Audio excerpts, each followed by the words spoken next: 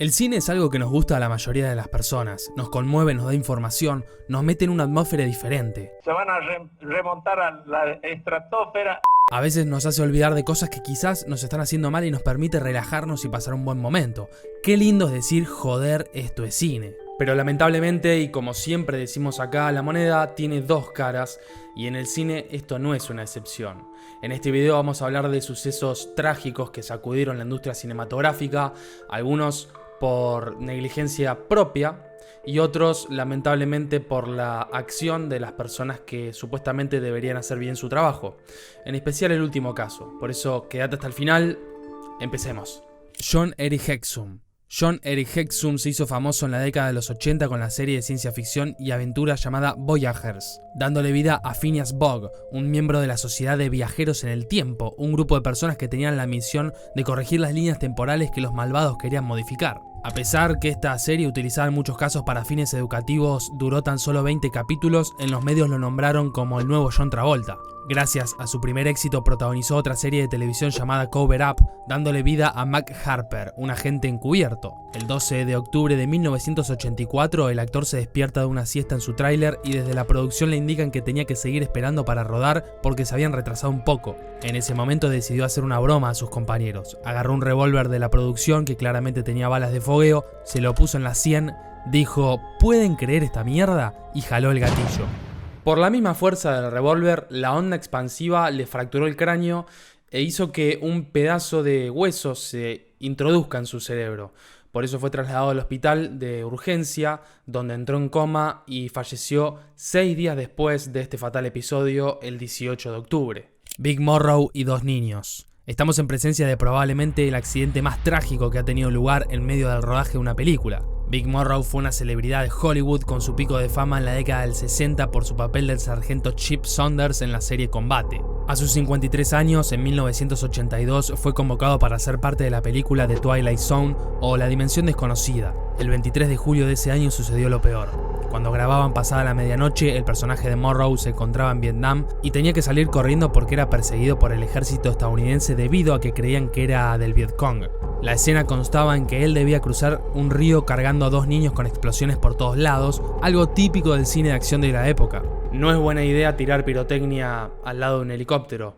Bueno, resulta que en la escena había un helicóptero y como estaban tirando pirotecnia, se ve que pasó algo y hizo que él mismo se caiga en picada al río, decapitando al instante a Big Morrow y al niño que estaba con él.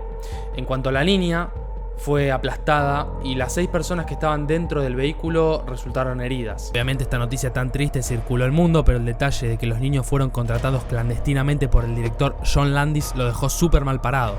Además que en California, donde se dio este accidente, estaba prohibido el trabajo infantil de noche. El director, el piloto del helicóptero y ejecutivos de Warner Bros. Fueron a juicio, el cual se terminó resolviendo con una cantidad exuberante de dinero, aunque no se sabe exactamente cuánto. Los padres de los nenes fallecidos aseguraron en el juicio que desde la producción nunca les dijeron cómo iba a ser esa escena.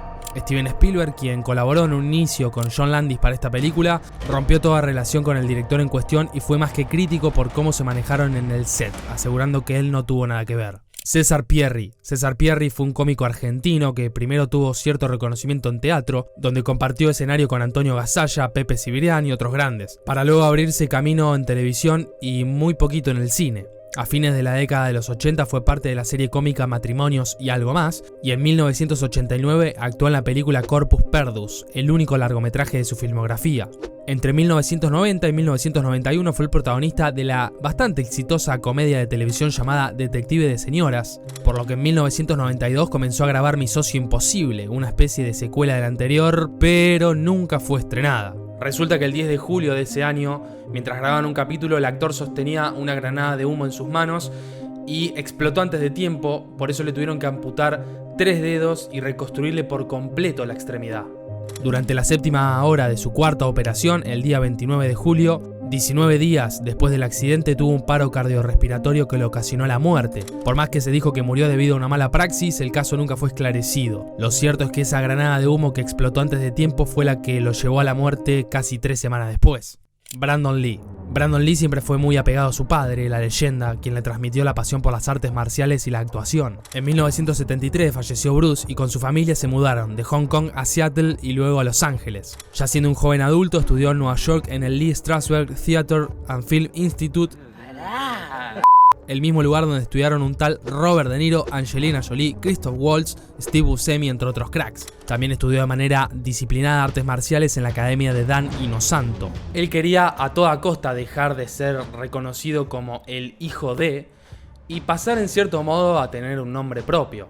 En 1986 hizo su primer papel protagónico en Hong Kong y en 1992 protagonizó Rapid Fire, la cual tuvo un gran éxito y Brandon sobresalió. En 1993, y ya asomándose como uno de los próximos grandes actores de su generación, inició el rodaje de The Crow, la película que lo iba a llevar a la muerte. La misma relata la historia de Eric Draven, quien resucitó para vengarse de las personas que lo asesinaron, quienes además violaron y mataron a su pareja un día antes de su casamiento.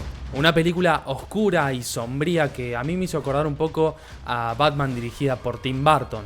El actor se comprometió al máximo con este papel, dormía muy pocas horas, incluso se maquillaba antes de dormir para que cuando se despertase él mismo estuviese corrido y pareciera un poco más realista y desgastado.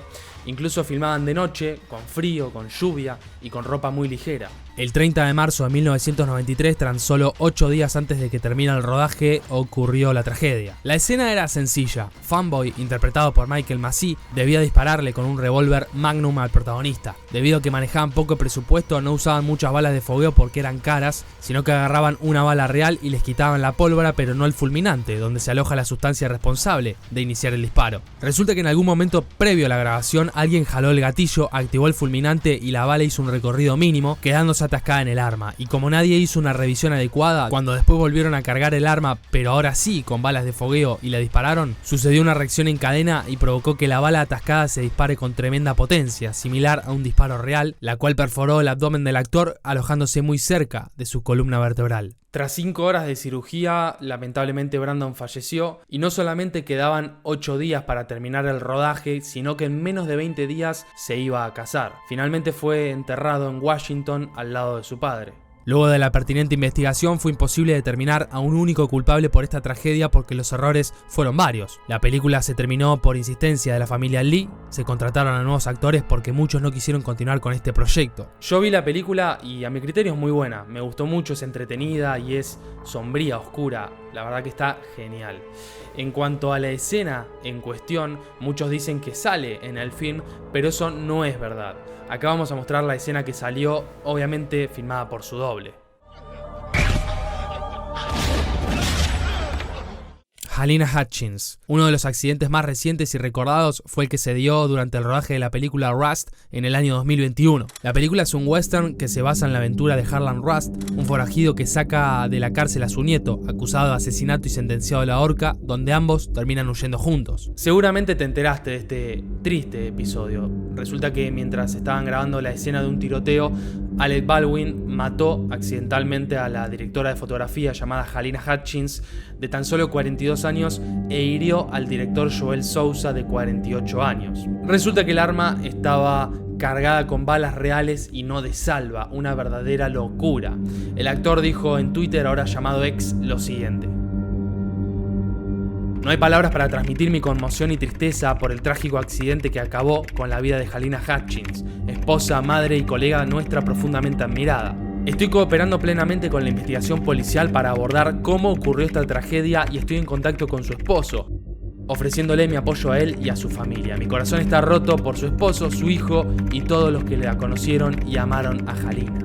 Las fotos del actor llorando al costado de la ruta recorrieron el mundo. Su producción se detuvo de inmediato, pero hace pocos meses se conoció la noticia de que la película iba a continuar su rodaje con la incorporación del viudo de Halyna como productor ejecutivo. La armera, una figura clave dentro de este accidente, cuyo nombre es Hannah Gutierrez Reed, va a continuar trabajando para la película. Sarah Jones. Esto que estás viendo es la filmación en Georgia, donde una persona terminó muriendo de la peor manera. Podemos notar que un tren se acerca y que todo el equipo está tratando de sacar las cosas de ahí, pero hay un problema. Les está costando sacar una cama de hospital de las vías del tren. Estoy seguro que las personas que estaban en ese lugar no eran realmente conscientes del peligro al cual se estaban exponiendo.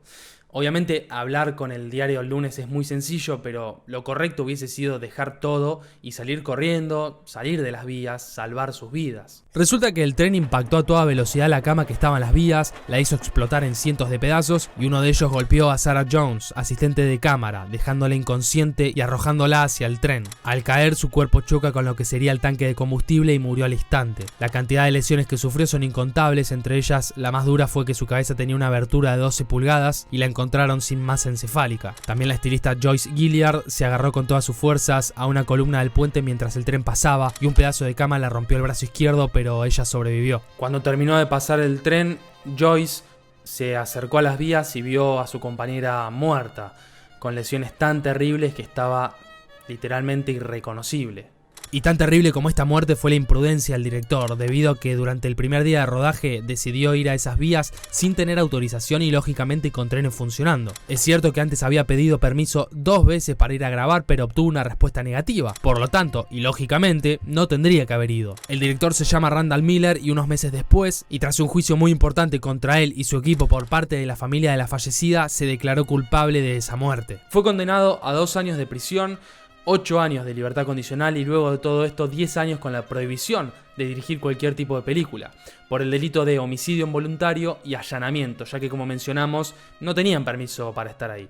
Luego de la sentencia, el director dijo lo siguiente: el 20 de febrero de 2014 se cometieron un gran número de errores y ocurrió un terrible accidente que se llevó la vida de Sarah Jones. Una horrible tragedia que me perseguirá de por vida. Aunque confiaba en mi equipo, era mi última responsabilidad y mi decisión rodar la escena que causó la tragedia. Admito mi culpa por 3 razones. Primero, para proteger a mi mujer y a mi familia. Segundo, para respetar a la familia de Jones y no hacerles pasar un doloroso proceso judicial. Y 3, para asumir mi responsabilidad de no haber comprobado que todas las medidas de seguridad estaban en su sitio. El director de localizaciones, el diseñador de producción, el director de la unidad de producción, el director de fotografía, el asistente de dirección y muchos otros cometieron errores que provocaron esto, pero yo tengo que asumir mi responsabilidad por no haber hecho más preguntas, ya que yo era el que estaba a cargo. He trabajado como director durante 25 años y nunca he tenido un accidente en ninguno de mis sets. Tengo el corazón roto. Espero que mi decisión haya ahorrado sufrimiento a la familia de Jones y las medidas de seguridad que ese día faltaron sean las prioritarias a partir de ahora en toda la industria cinematográfica.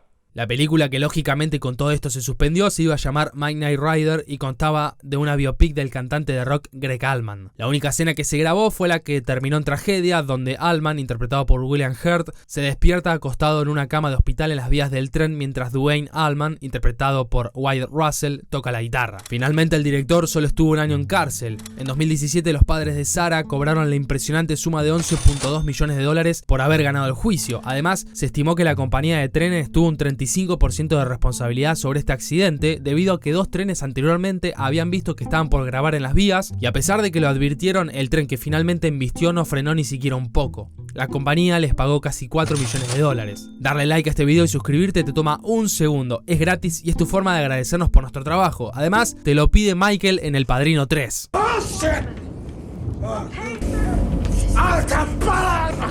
Esperamos que el video te haya gustado, déjanos saber en los comentarios qué otros casos no pueden faltar en una segunda parte. Hasta la próxima.